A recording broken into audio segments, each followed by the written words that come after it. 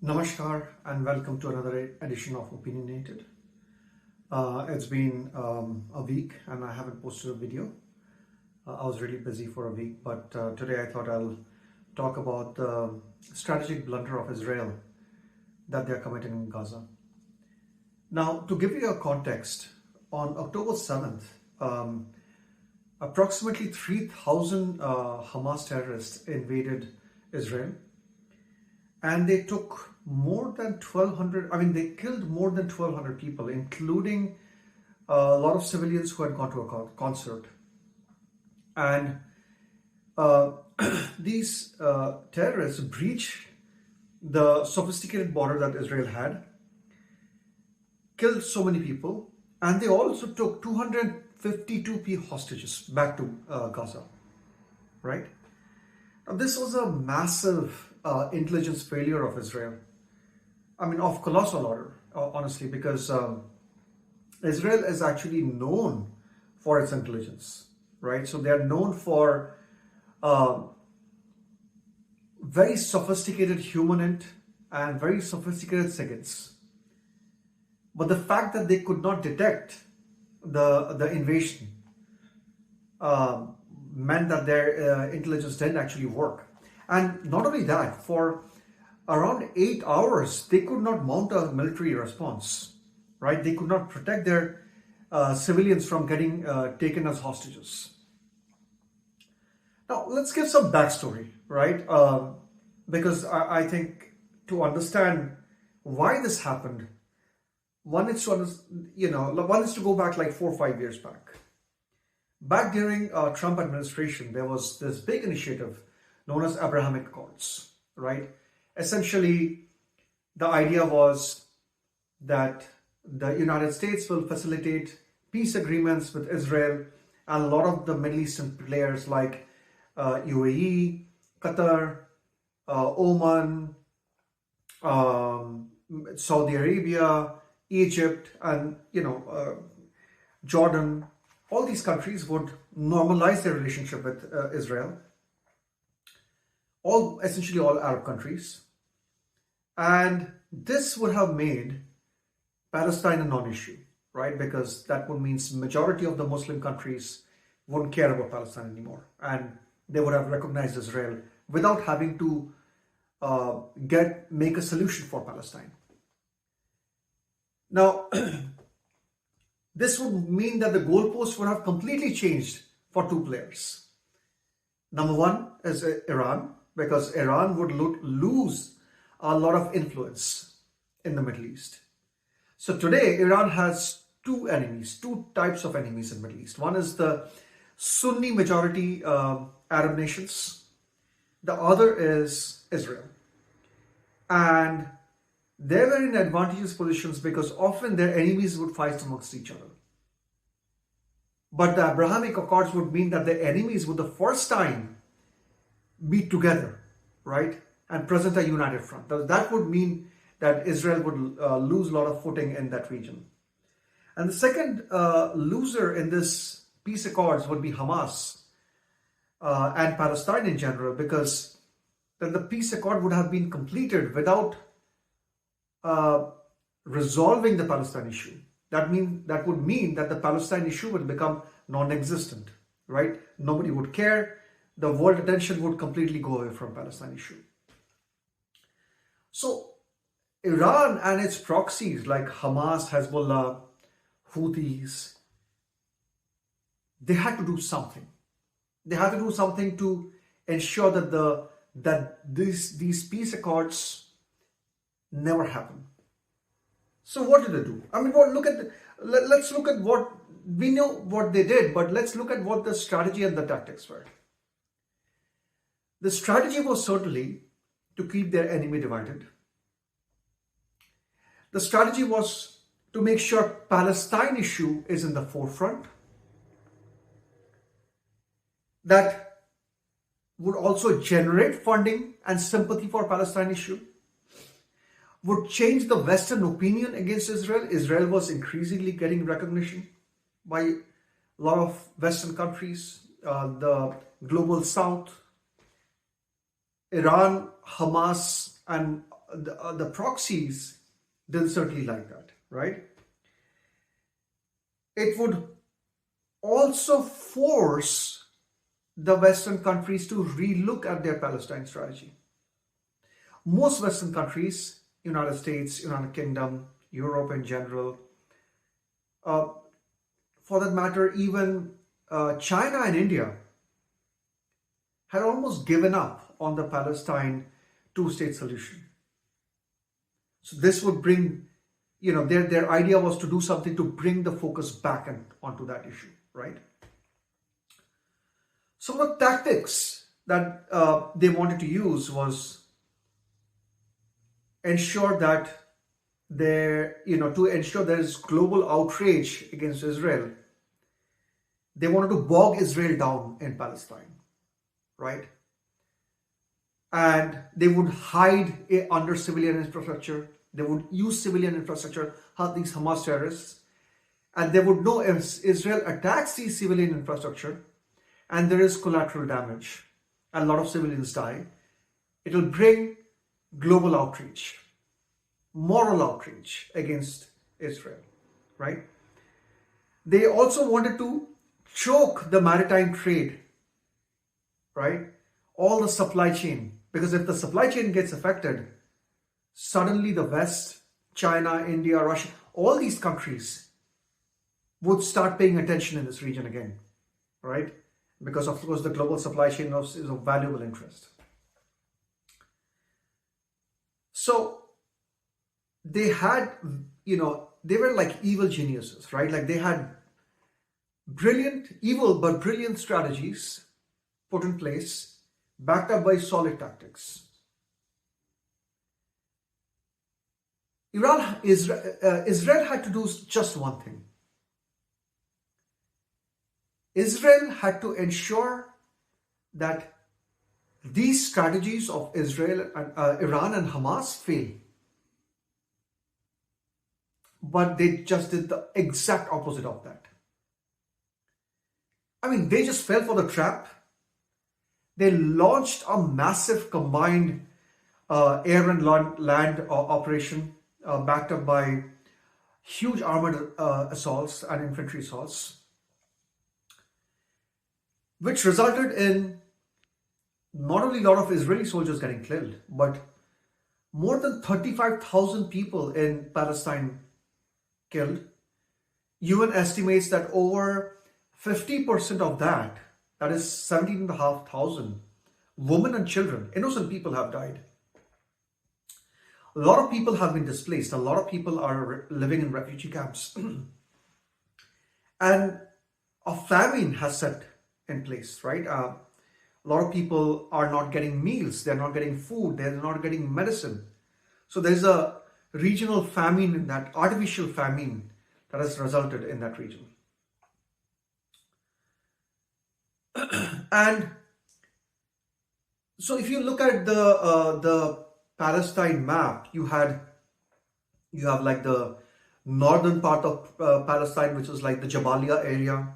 Then you have the Gaza city, you have central Gaza, you have Khan Yunis, and then you have Rafah, right? So Israel, what they did is they launched a massive assault on the north, kept pushing the population down south. And their idea was to launch a combined assault and then eliminate all the terrorists. And keep eliminating terrorists region by region until they reach Rafah.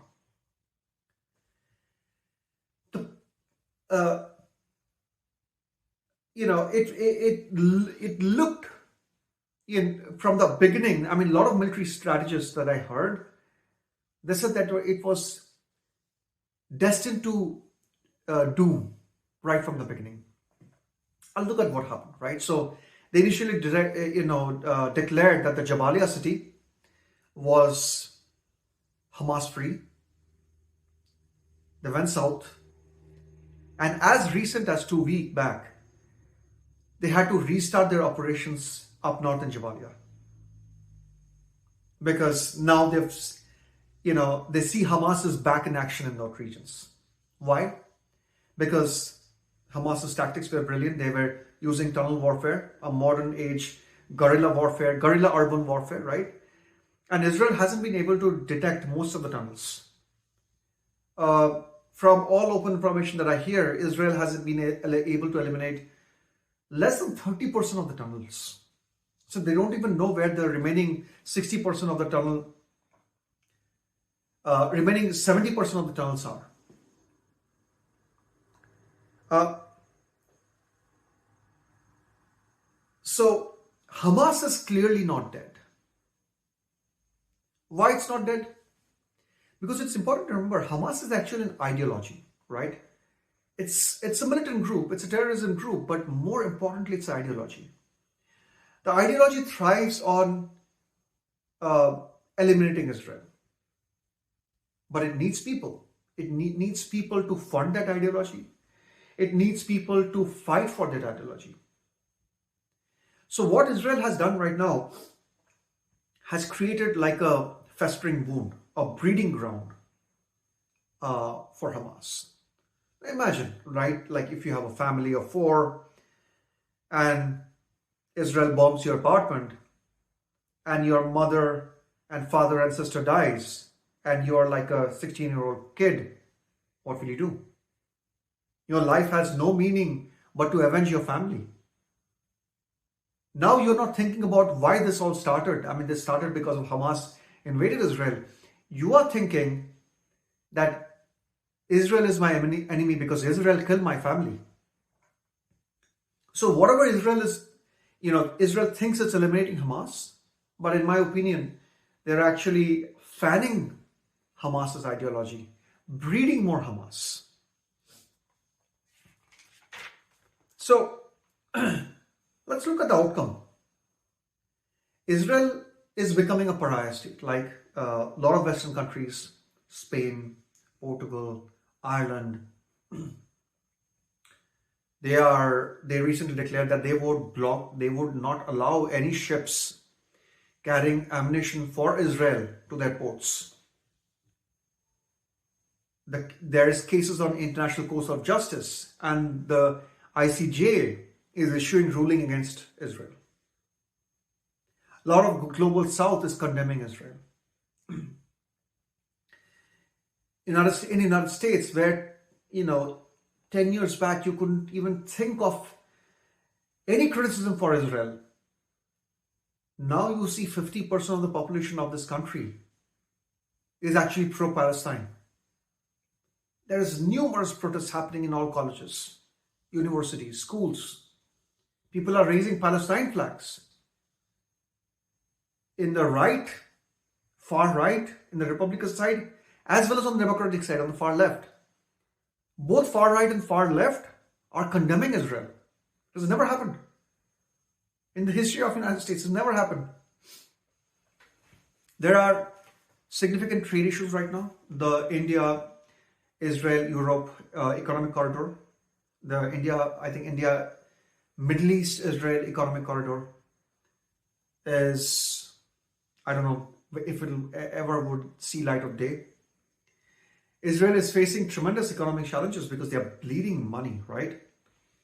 Where Hamas and Hezbollah uses, $2,000, $3,000 rockets, and Israel needs to use a $70,000 missile to bring down one $2,000 rocket. So the deal economics don't favor Israel. The two-state solution is back in play. Most countries, including the United States, including President Biden, who has given a lot of support towards Israel, right? Even President Biden is asking for a two-state solution. India, which is a staunch ally of Israel, their external minister is asking for a two-state solution. A lot of European countries are pressing for a two-state solution. France is pressing for a two-state solution. Israel has to deal with a long-term occupation in Gaza right now. They have to take care of their population. They have to, after this, they have to bring law and order, which they'll find it very difficult. I mean, imagine, United States, for all its might, could not bring law and order in Iraq or Afghanistan. As soon as they left, those regions became a terrorist haven. If Israel pulls out of Gaza, it'll make Hamas 10 times more stronger. So now Israel has to manage Gaza for a long time.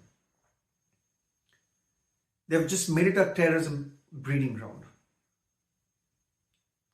So what should have Israel done differently? The example that, before I give out all the steps, one example that I like to quote is, if you remember the India-Pakistan Kargil war, when Pakistan had invaded Indian territory in Kashmir, back then Atal Bihari Vajpayee had said, we will not invade Pakistan and we will not cross the international border, or we will not cross into Pakistan territory.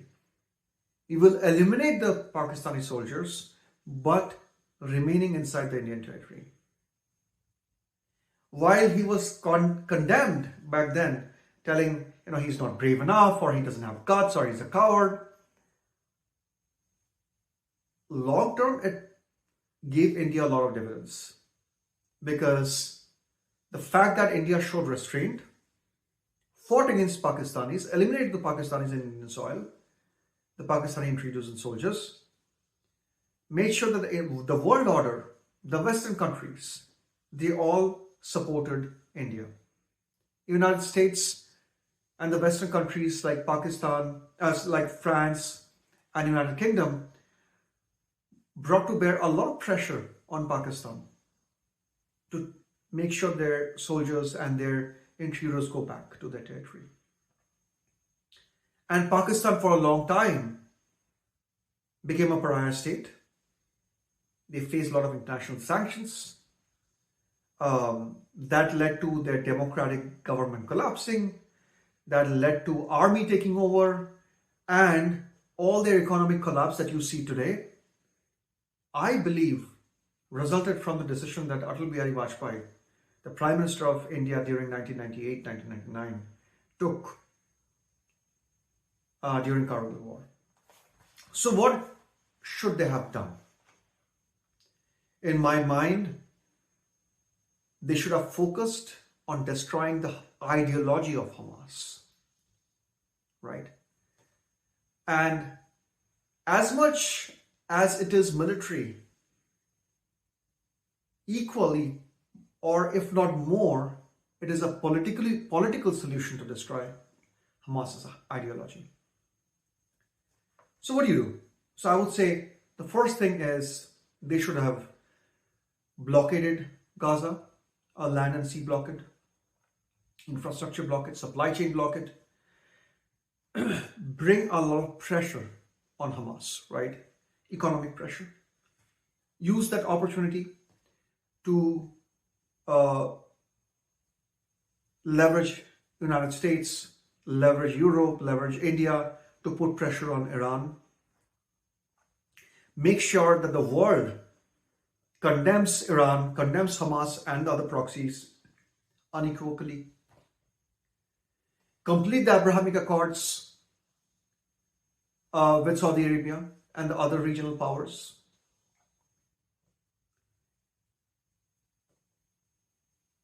Put a lot of, now there's another player here, another minor player, that is Qatar, right? I mean, a lot of these terrorists, they live in Qatar. A lot of funding happens from Qatar. So put a lot of pressure on Qatar to ensure they hand over these terrorists or these terrorist leaders and sympathizers to Israel. They should have done some overt, if they had very specific intelligence, and those overt operations had to result in very minimal, if not any, collateral damage, but mainly focus on covert operations.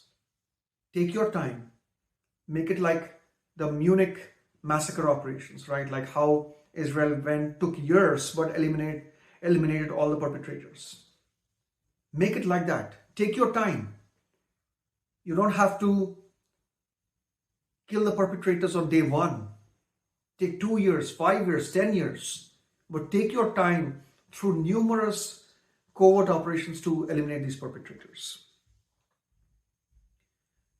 Force more sanctions on Iran.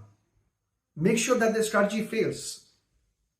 And hopefully by doing all this and bringing so much pressure in that region, you can destroy the ideology of Hamas. You can